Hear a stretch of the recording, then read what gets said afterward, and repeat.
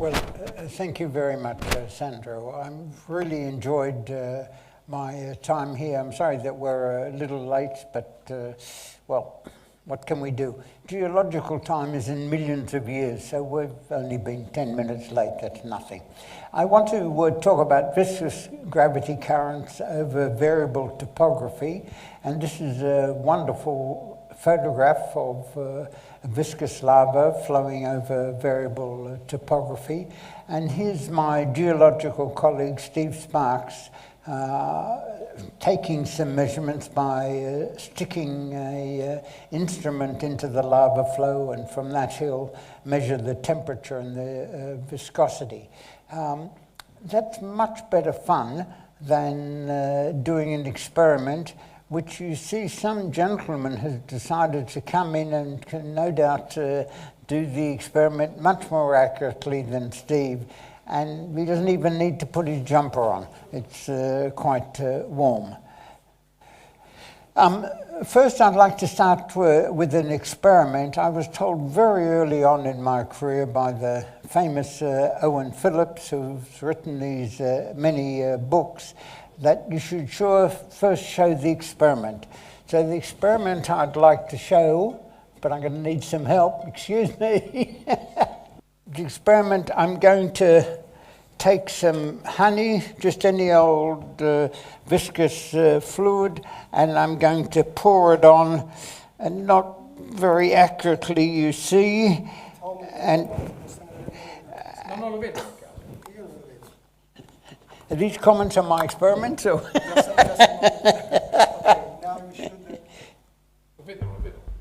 Okay, do you see the experiment now at home? Yes, we do. Okay, thank you so much. Okay. Well, what you see is it's spreading very much as a circular drop, even though I put it on rather haphazardly, and if I add some more, again haphazardly, you see it very quickly takes up a circular shape. Okay, well, that's the experiment. Now we want to talk about the theory a little bit. So if I could have the next slide.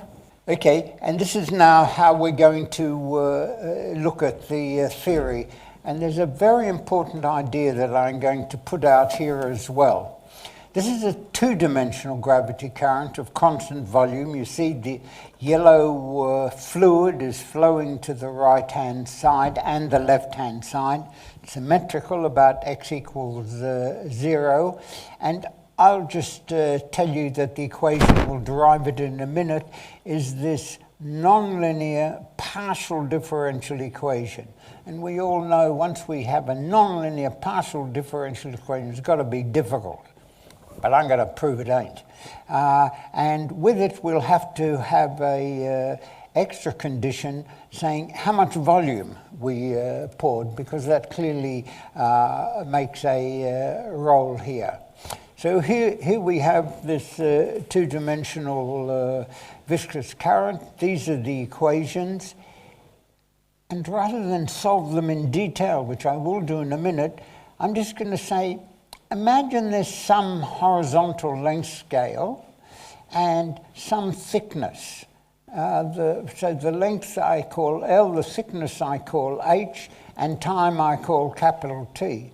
Well, then the differential equation, it may be nonlinear, but it says that H over T has to look something like, and be definitely the same dimensions as, G over nu. G is gravity, nu is the dynamic viscosity, times h to the fourth, because h appears 4 times in the numerator, over L squared.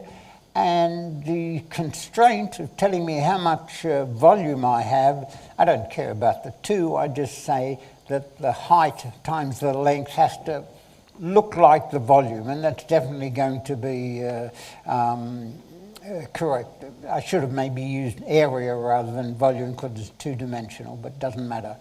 And out of that, I find that the height goes like 1 over t to the 5th, with an indication of how the volume plays a role. The more volume, the higher thicker it becomes to the 2/5 power, and the length goes like t to the 5th. So what I found here, really very simply and straightforwardly, is the relationship between the extent of the current and time. And why I'm showing you this is that it can often be done. You have difficult nonlinear equations, don't worry about the details, just look at the scales, and that can often be sufficient.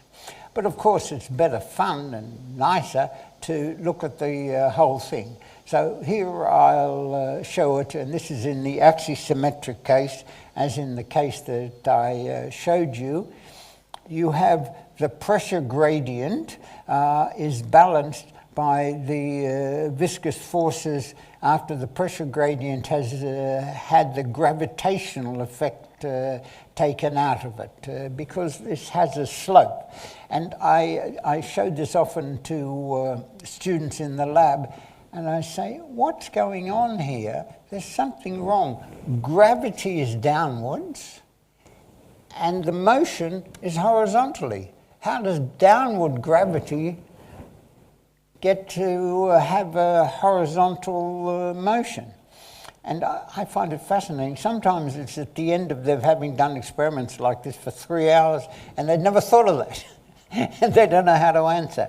But the reason is, of course, that at the center, where r is equal to 0, you have a rather thick film, and it gets thinner and thinner, and that means that gravity means that the pressure at the center is larger than that as we go away, because it's rho times g times the relevant height, and at the center it has a larger height, and so it pushes it, and it makes a velocity, as you see here, velocity gradient. It's 0 at the base because it's a solid base. It then increases because it's moving forward, and it has 0 gradient at the top of the surface because this is in air, and air plays no role. And then we're going to have an input, and we'll make it a little bit more complicated. So the volume goes like some factor q times t to the alpha. So if alpha is 0, then it's got a constant volume. If alpha is 1, the input is uniform with time. If alpha is 2, then the volume increases like the square of time. Now, this statement that the pressure gradient due to the weight of the overlying fluid is resisted by viscous stresses says that the left-hand side is the pressure gradient, and the right-hand side we have the gravitational term due to the slope, dhdr, and minus the viscous term that is just the usual business. Now, from that you can work out what the velocity is, which I've just sketched in here. Given the 2 boundary conditions, it's second order in velocity, so I need 2 boundary conditions, as I've already mentioned, 0 at the base and 0 shear at the top. And from that, and as is well known, you get this parabolic velocity profile that I've written. And most important, it's not true at the nose. And I said bad luck, it's not true at the nose. Let's just leave that. Then we have the local volume conservation, which is in the bottom right, where it says global volume. The local volume concentration is just above that. So that leads us to this partial nonlinear differential equation with all the terms exactly right, 1/3 g on nu, and etc., and the global volume. So this now is going to solve the whole thing properly, except it isn't right at the nose. Now here's, I've repeated what I've written before, and there's a similarity solution. And that's always best when you get similarity solutions. And there's a book that's been written about that. I can highly recommend it to you. They're very worthwhile. It's interesting how many of my colleagues don't understand it. But there are tricks to find it. And what you find is that the radius goes out like t to the 8th with these conditions 0.897, etc. And the description is in terms of the similarity of variable eta, and you can work out what the height is. It goes down like 1 on z squared, where z is given by eta over almost 1. And then you can determine the slope gamma. Well, these are the theoretical results compared to the experimental results, showing you the extent, both for constant volume in the first graph and constant flux in the second graph. And this is the agreement between the theory and the experiments. And you see it's really very good indeed. Now, I did the experiments because a number of my colleagues said, look, this isn't correct at the nose. What you're doing is totally wrong. And I said, it doesn't matter. The nose does what it's told. As I used to say to them, the effect of gravity just pushes it aside and it does what it's told. Okay, so I set up the experiments just like this, and I did lots of them with different volumes and different flow rates, as shown in the second slide, and you see wonderful results. After about 2 weeks or so, 2.5 weeks, I got a little arrogant, and I'd come down to tea every day and say, the data fits perfectly to my theory, so you guys, you didn't know what you were talking about. You were just making a lot of trouble. And after a few of those slightly arrogant, no, completely arrogant statements, one guy said to me, you know, it's really funny. I just have the feeling that tomorrow the results won't fit at all to the theoretical curve. It's just not going to work at all. Now, I don't know exactly what he had in mind, but I do know that he had a key to the lab, and he could have gone down at night. And one of the things he could have done, now, I want to show this now, yeah.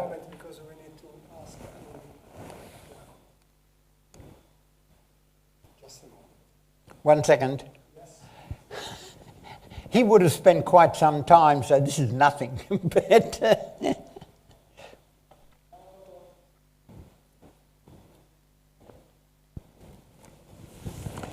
now what's happened, it's spread a little non-axisymmetric because this desk must be at an angle. The theory doesn't allow the desk to be at an angle. And I made sure that when I did the experiments, it wasn't at an angle either.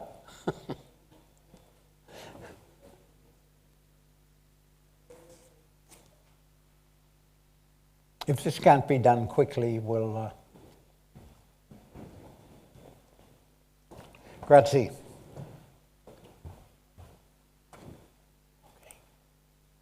Okay, what he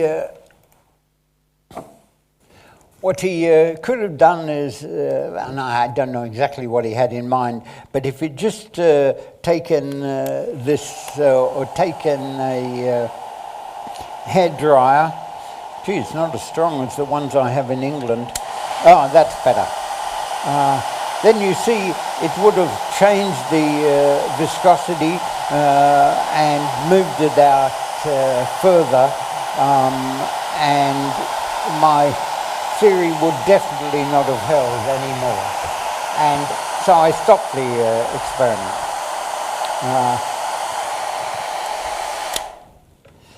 And there it goes. Now can I go back to... No, that you can take that away, as long as you don't spill it on me. Okay, so the theory, the theory and experiment agree very well.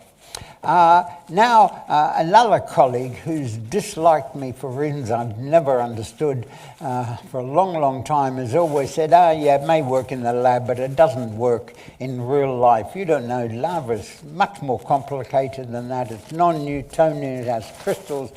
Herbert, you don't know anything. Now, here are some lava domes on Venus, and I was very lucky while this guy was complaining that Dan McKenzie, the guy who invented or discovered plate tectonics and a friend of mine for a long, long time, a very good friend, was on the Venus expedition. I mean, he didn't go out to Venus. He was on Earth, but they were looking at Venus, and he took the shape of the dome. And here's the shape in the red dots compared to my theory in the black curve. And you see they agree. And this is taken from, this is taken from Dan's paper. And the guy has since then been even more annoyed with me, but that's another matter. But now, everything so far I've told you has been due to or looked at flat topography. And as I say in a paper that I'm not going to mention today, but is only half written, most work has been done over flat topography. And here in Cambridge, we can well understand that because it is flat, flat, flat. But most places in the world are not like that, and you need to have some variable topography. And so that's what I've just been doing recently with the a Chinese professor who's come and worked in Cambridge with me. And now you have f of x, which is the variation in x. I'm only going to do a two-dimensional case for you, though we have done actually symmetric cases. And h, which is going to change with time, and also going to be a function of x. And the f is not going to change with time. That would be an interesting case to look at variable topography, but that's outside the line of this lecture. Okay, you work out the velocity profiles, and you see it depends on the pressure gradient, and then it's a z squared velocity profile. Depends partly on h and partly on f, because both of them play a role, because the f makes the fluid go up or down depending on what it's like. Now, for example, you can consider a linear exponential profile, but a sinusoidal profile or whatever, or in particular, you could make f as you've measured from real topography. Now, you non-dimensionalize time and position, and then you get this nonlinear partial differential equation. F depends only on x, so time doesn't come into it, so it's f prime, which is the derivative, but there are partial x, capital X's in there because they depend, it's a partial function of that. Okay, then you have the integral constraint that the total volume, in this case what I'm just telling you is m, so we're just looking at, if you like, a rather quick eruption, and m is the non-dimensional total volume, so small m means not much, large m means quite a lot. Now you can do this for axisymmetric geometries and a whole series of other shapes, but it's the two-dimensional simplicity that I want to emphasize here. And here are our results of solving the equation. These are for different values. The left-hand side is for m equals 2 pi, and the right-hand side is m equals 6 pi. And as I've written here, m is the non-dimensional volume. And in some sense, there's nothing surprising here. This is obviously for a sinusoidal topography. but what's nice is that we can see how it flows and we can calculate what that's like. And now you see some more. Here's an exponential or linear exponential x e to the minus x, and you see how the current flows over it. Now what we'd like to do is to look what happens if there's a porous medium, because that clearly is A, different, and B, much more relevant to real geological situations, which we want. And that's just been accepted a month or two ago by JFM. So that's the diagram. And let me just say something about a porous medium in case you don't know. It looks a little bit like the top right hand, lots of solid particles of different shapes and different sizes. And you could, in theory at least, follow the fluid as it goes around the rocks and details and everything, but that would be damn hard, a lot of work. And so Darcy, who lived in the 1800s, a French fluid dynamicist, realized that you could write down a rather simple linear relationship, as is shown between this rectangle, where there's the pressure gradient and gravity on the right-hand side, divided by the dynamic viscosity that is related to the velocity, and through something called the porosity, the fluid volume divided by the total volume. In other words, how much free space there is. And this Darcy flow works extremely well, and when there's spheres, we know exactly what phi is. And I always remember once having a woman and as a summer student, and asked her just to make sure, just measure phi, and she came to me 2 or 3 days later furious, saying, it's exactly what it says in the books and what you told me. I just wasted my time. And now here is the curves, the extent at which it goes over now a sinusoidal. I think they're both sinusoidal. The left-hand side is two-dimensional. The right-hand side is axisymmetric. And I got very excited because what I was looking for over sinusoidal variation is you put in a certain volume and it eventually stops, because there are crests and troughs, and the troughs take fluid in, and so the whole thing stops. So that's in total contrast to if it was flat, where it would go on forever, unless somebody got their hairdryer out and ruined the experiment. But if it's topographic, and that's what lava flows over, and that's what the weather goes over, that's important, and it'll stop, which is really what I mainly wanted. Now I'd like to tell you an application of what I've just told you, and that's to climate change, an area that I've worked in quite a bit. This is now the projected UK summer temperatures. I'm sorry, I have data for UK. I don't have it for Italy, but I'm sure it could have been found. But I know the UK summer temperature question much better. The temperatures are going up and up, even though Trump thinks that that's not true, but that's what the data says. And it was interesting that in 2003, it was particularly hot, and there was something like 2,000 extra deaths. Doctors said their patient or patients died because it was so hot. Now the thing is that this is going to be the regular temperature in just 15 years or something like that. Now what's that going to mean?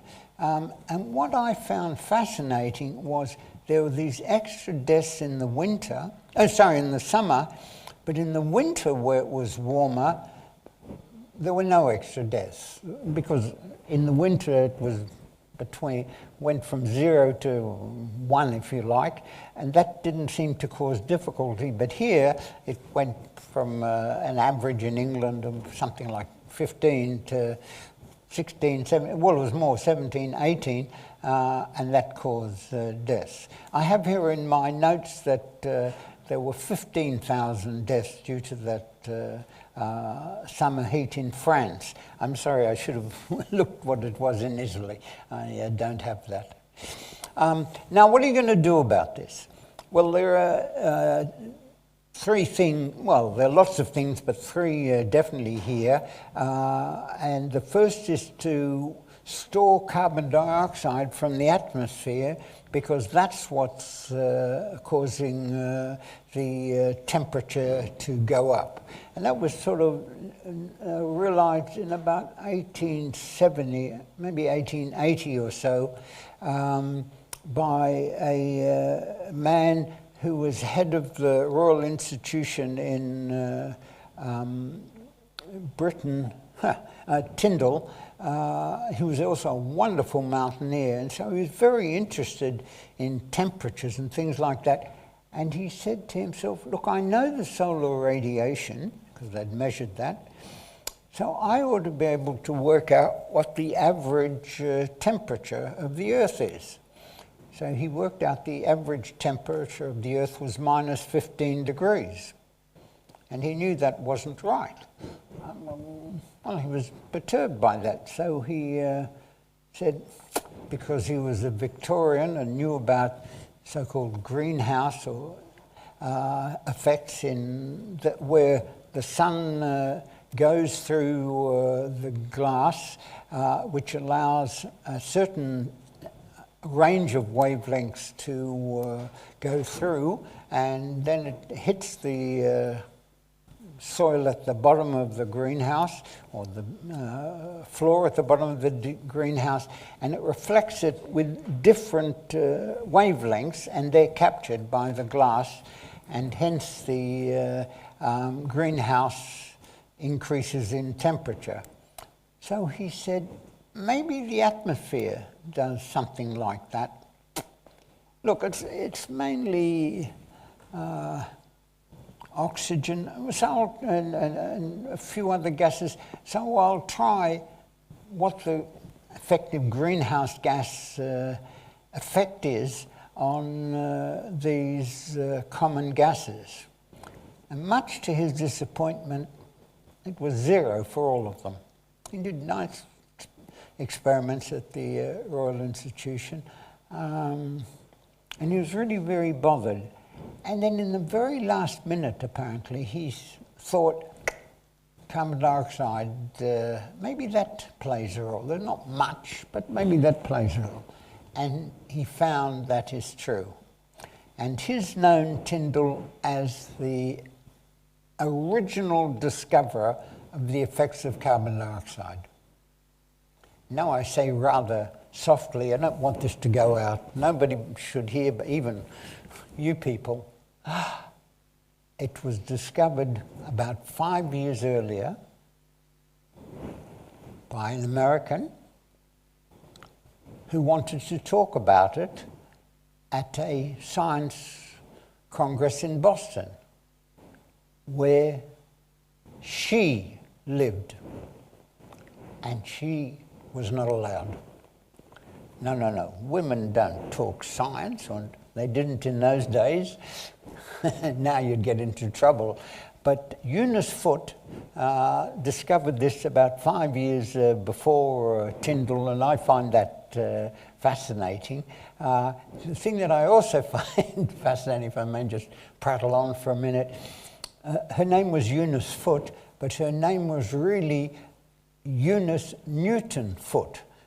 Newton was her middle name, and as is typical in America, women often take as their middle name what their birth name was. So her father was called Newton, that was the family name. And actually, he was called Isaac Newton. So I've occasionally said, gee, I give lectures about Isaac Newton's daughter, which is really interesting. And people say, come on, Herbert, Isaac Newton didn't have a daughter. You don't know anything.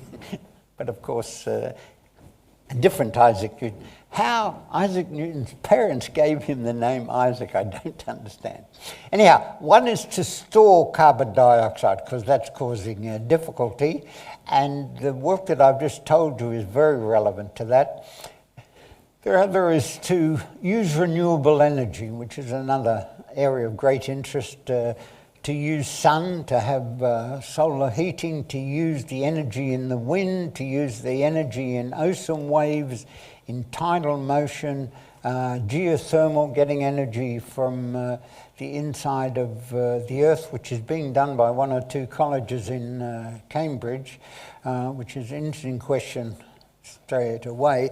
And the other is whether you can engineer things in the atmosphere effectively, replace the carbon dioxide, and that's also a long story, and in my opinion at least a difficult story, because if, for example, we in England geoengineer the atmosphere over England and it cools things down, that's good for us.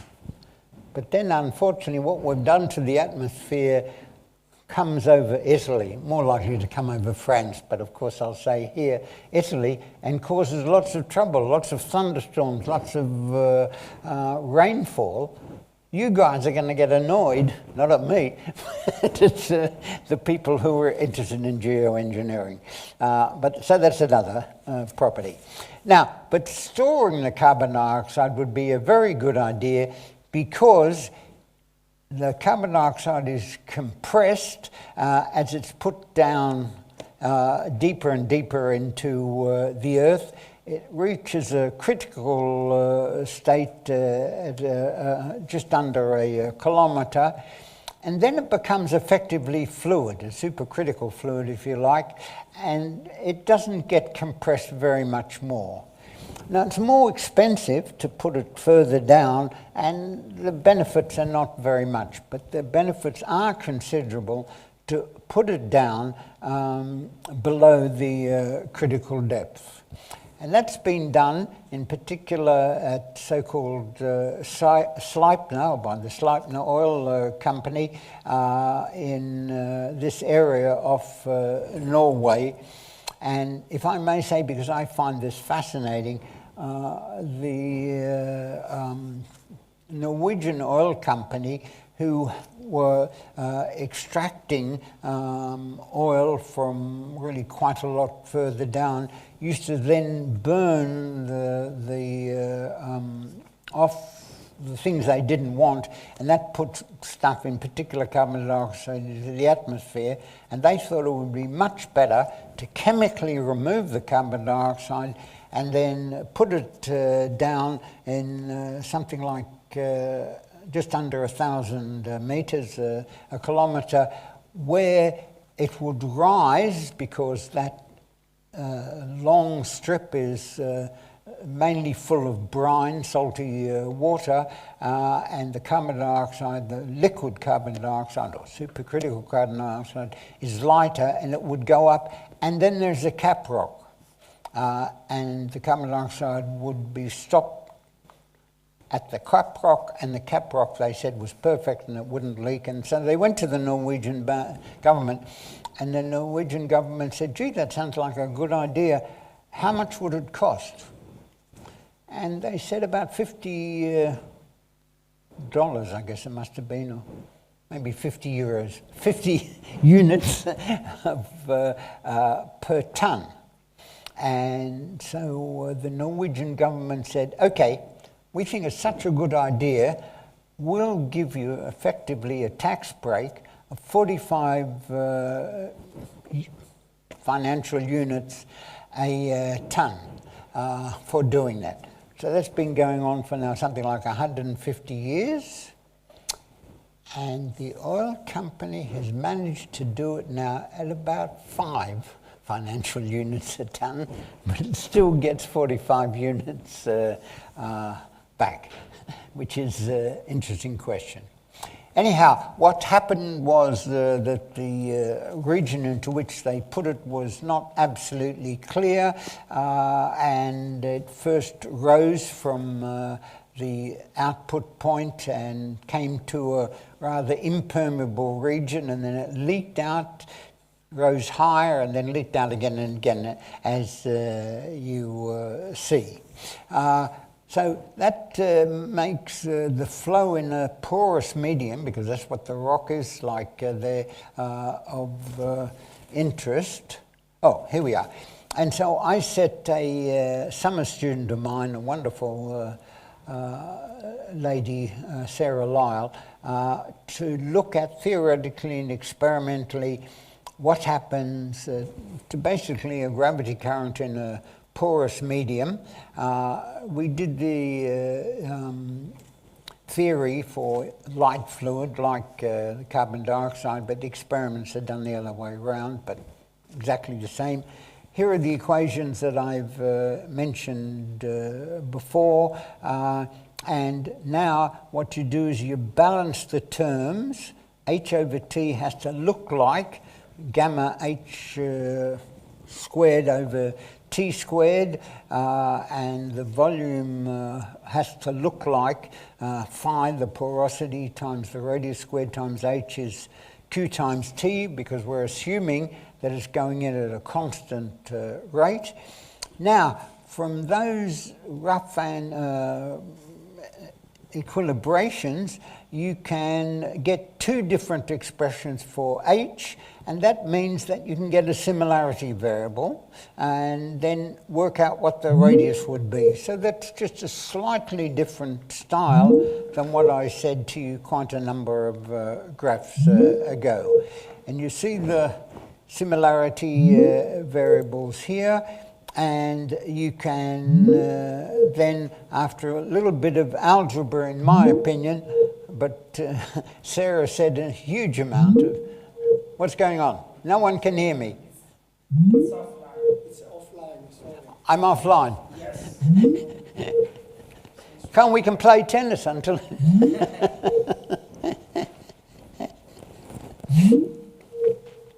Okay, and so after what I think is a modest amount of algebra, you can get the nonlinear differential equation. My Brittany graduate student, my summer student, complained to me.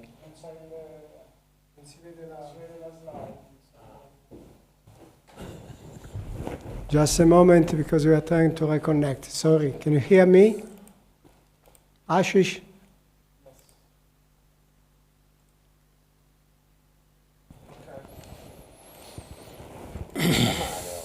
Can you hear me? Yes, Professor. Okay, sorry for the problems that we are experiencing. We start again. Thank you so much. Okay, well, I can continue, and I've had the first experience in my life where people have said while I'm talking they can't hear me. People may have thought, I wish I couldn't hear him, but no one's ever said they can't hear me. Okay, so these are some experiments that we did. The porous medium is above, and the fluid is propagating through the porous medium, and we hope exactly as we suggested.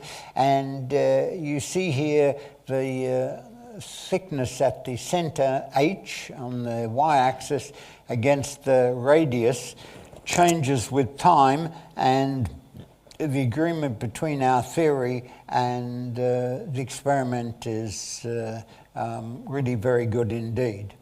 Now, when we plot the actual current itself, then the agreement is not so good at the beginning, partly because sometimes we put the fluid in at the top and sometimes we put it in at the bottom. But you see, after a non-dimensional length of about 0.2, the theory and the experiment agree very well indeed. Now, we've been looking at that recently. We've just submitted something to JFM Rapids looking more explicitly at what really happens is that not only does the current come in through a porous medium, but it's over a wavy topography, and the wavy topography can actually let some of the fluid go because it's not perfectly fluid tight. So there's a drainage flux, and that's at the bottom, and there can also be a leakage flux, which is rather less, but those two are important. So I won't go through the details. I will just tell you one story which I find fascinating. This summer student who was in earth sciences, her project came top and she got a special prize, and then when the exam results came out, she'd come top in earth sciences as well. So I was very pleased, and perchance 2 days later, when I was with a very, very English man, very quiet and reserved, I happened to see her across a lawn, and she saw me, got very excited, and came across. And as she was coming across, I thought, how do I greet her? I've totally forgotten. I hadn't seen her for some 4 or 5 months. Do I shake her hand? Do I not? And then I thought, no, I leave it totally up to her. Whatever. And just as she came close enough and I said, congratulations, she flung her arms around me and gave me a big kiss and said, oh, it's all due to you that I came top. And all right. Anyhow, it was nice. We had a nice conversation, and off she went, and this very, very Englishman left with me, walked a little bit, and then turned to me and said, how do you get students like this? I didn't know what the answer was. Anyhow, what the conclusions of this bit of work is that for porous media, gravity currents propagating, draining and leaking over wavy topography with a constant flux, for example, as is meant to happen at Sleipner, the crests reduce the leakage and improve the efficiency, and the troughs enhance the leakage. So that's really saying be careful of what the topography is like. And the wavy topography can both restrict the fluid migration, slow it down, and that allows for containment between the dirt, if you like, and one sort of another already in the rock and the carbon dioxide, and it also affects the sequestration efficiency. And I think that our results are going to be important in storing carbon dioxide as well as possible. So, but in general, what I want to have said is that gravity currents occur in lots of different ways: flat surfaces, curvilinear surfaces.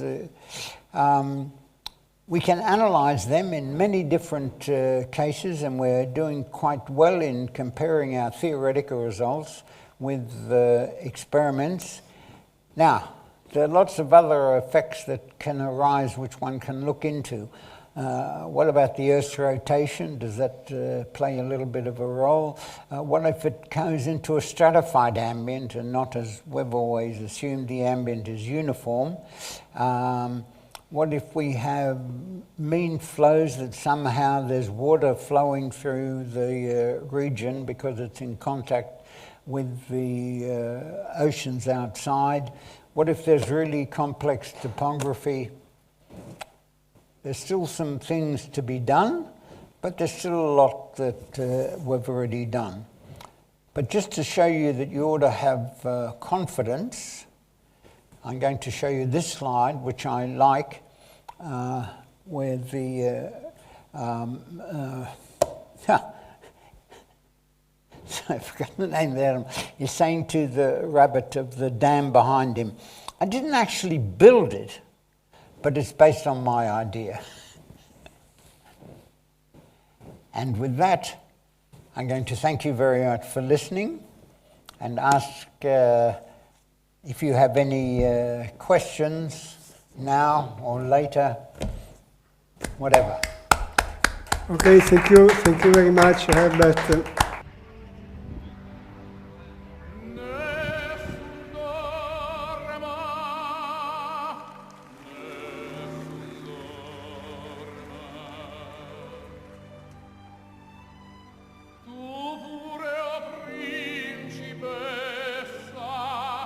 Nella tua fredda stanza